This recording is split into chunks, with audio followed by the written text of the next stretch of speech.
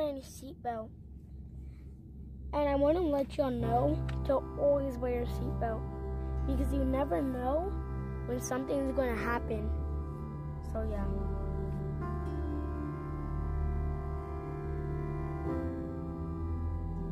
And I was very sad yesterday. We had like a what is it called again? My dad, my grandma went to the memorial for him, and so yeah.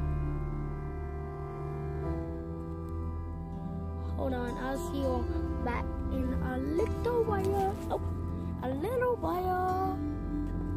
Oh yeah, and please wear your seatbelt. And even if you think you're not gonna get hit, you can't just think. You don't know when anything's gonna happen. If someone's gonna hit you, you don't know. So, or if you're gonna hit a mountain and you don't have your seatbelt on, you're gonna fly out.